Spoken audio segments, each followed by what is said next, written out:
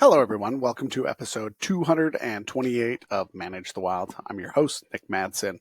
Wildlife interactions, they are always happening with humans, and there's always going to be conflict. And there was yesterday in the city of Harriman in Utah. Cougar was found eating some sheep, and they've had calls on this cougar for multiple weeks, and officers ended up having to euthanize it. I'm going to go ahead and play a little bit of the video, and so you can see the moments that they came across the cougar and then it was being euthanized. This is on ksl.com. Harriman police responded, and minutes later, officers shot and killed the young mountain lion. The feline. So those are never things that you like to see happen, especially with something like that. But there's always information that we can take and we can learn from that. One of the issues is that people are asking is why didn't they dart and move the cougar? And the situation is they don't dart them at night because oftentimes, unlike the movies, darting takes a while. I've been involved with multiple cases, if not probably less than 100, but a lot. And generally, depending on the animal and the amount of drug that was used and the different type of drug, because each drug is different for predators, whether it's cougars or bears or moose or deer or elk.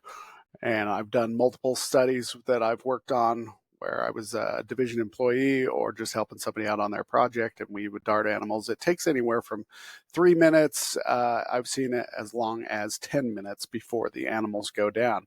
You have a situation where at night the cougar gets darted and then it runs off.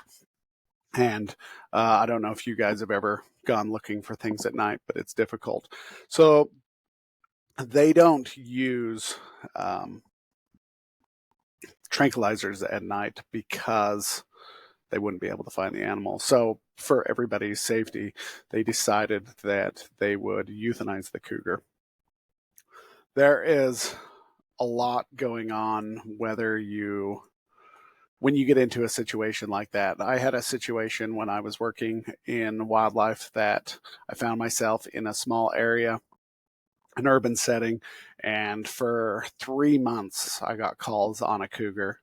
And basically it was a cougar that was moving around the town, and it would hide under people's decks. It would be up in trees. And for 3 months I would set up trail cameras trying to get a hold of it, trying to figure out where it was, trying to locate it.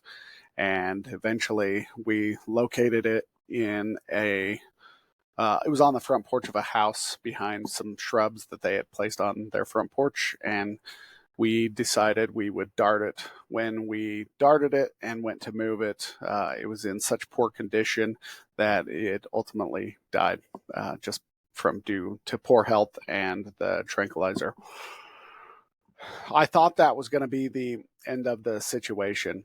And then 2 days later, we get another call about a cougar.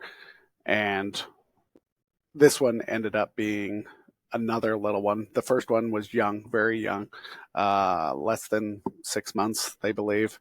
And this one was roughly about the same age.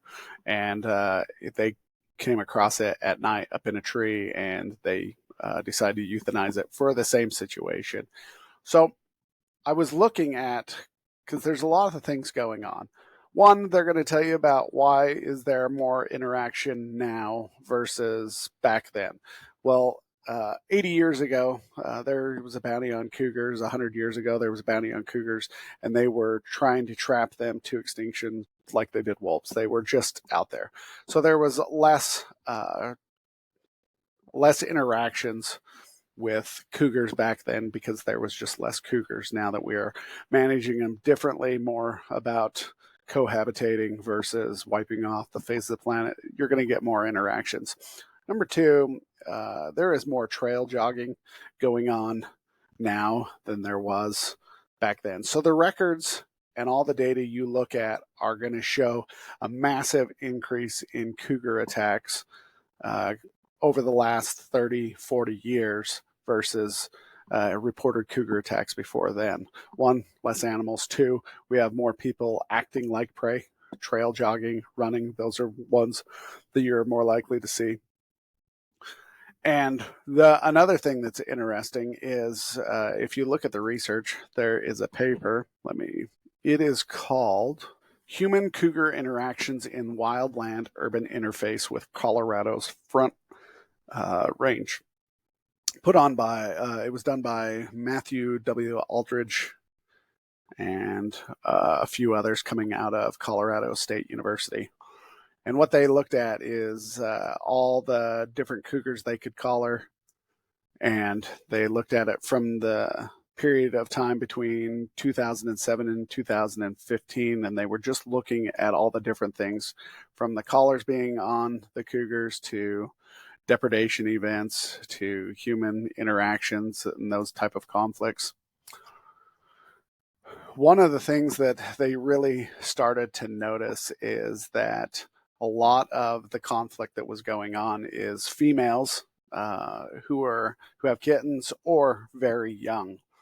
And so a lot of these conflicts are happening are because there are females with cougars or the young, they just have not had that ability to, or they haven't developed that ability to be able to harvest animals such as deer or elk. And so they are learning. And so some of the easiest ways for these young ones and even these females that do know how to attack and kill prey, it's easier when the animals are penned up so they can go into these areas. The sheep can't get away. There's very little effort. It's like me going into a Hostess factory and looking for a ho-ho. They're right there. And so it's a lot easier for these animals to go in and to kill prey. Another thing is a lot of the animals, the prey animals that are in human interface areas where the wildland and this urban landscape is taking place, these animals are often not very aggressive and a little easier to take. So I'm talking about your cats, your dogs, but now people are also having mini horses, goats, and sheep near their house, as well as fallow deer. And so we are making prey a lot easier for these animals to take. It's not very difficult for them to hop a fence, grab a sheep, and rip it over the fence and drag it off into an area. They didn't have to ambush it. They didn't have to fight with it because it's in a confined area. It can't get away.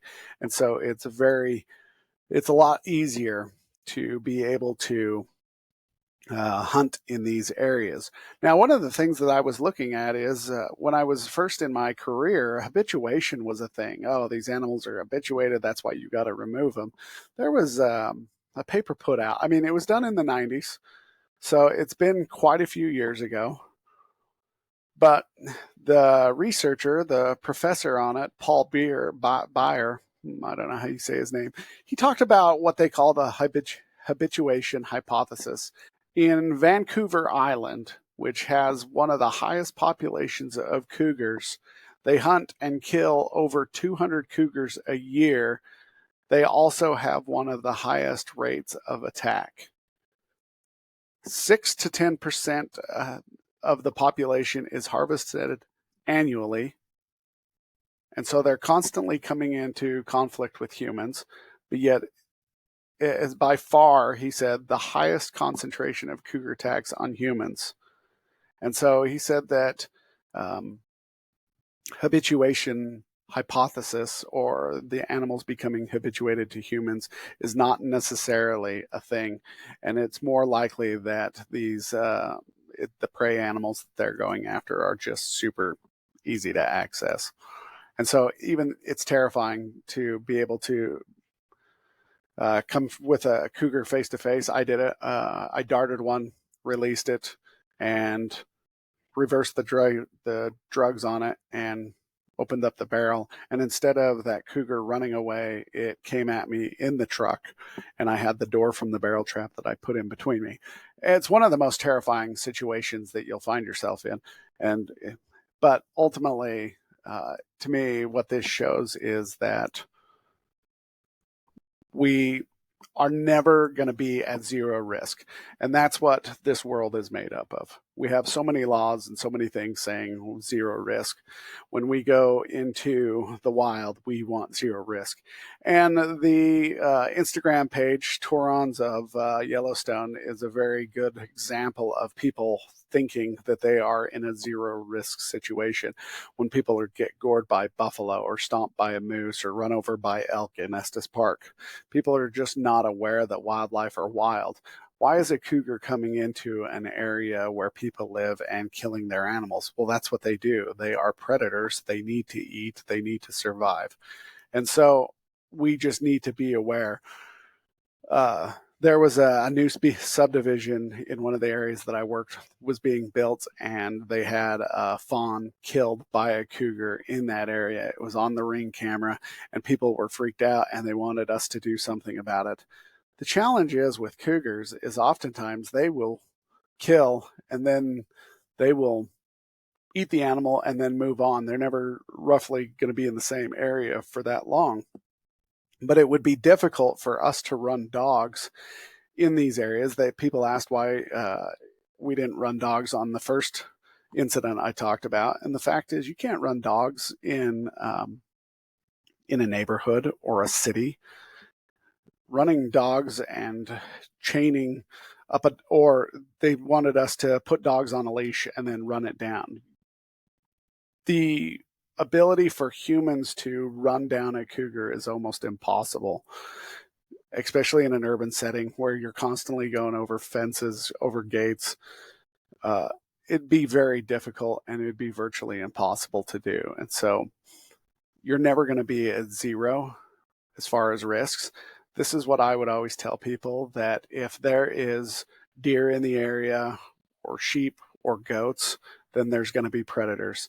One of the biggest things for me, though, was if you had mule deer near your house, most likely you have had a predator, a cougar, a coyote, a bobcat of some kind moving through your house. Whether you like that or not, you just need to be aware that if you have deer in the area, you're also going to have predators, because that's what they're looking for. All right, you guys, if you have any more questions, in the article, the very last thing that they say on this KSL article, and I'll put that in the notes, is tips on staying safe with cougars nearby are available on Wild Aware Utah, and wildawareutah.org is where you go, and it will tell you what to do with cougars and how to protect yourselves, your family, and your pets. All right, you guys, have a great day. Stay wild.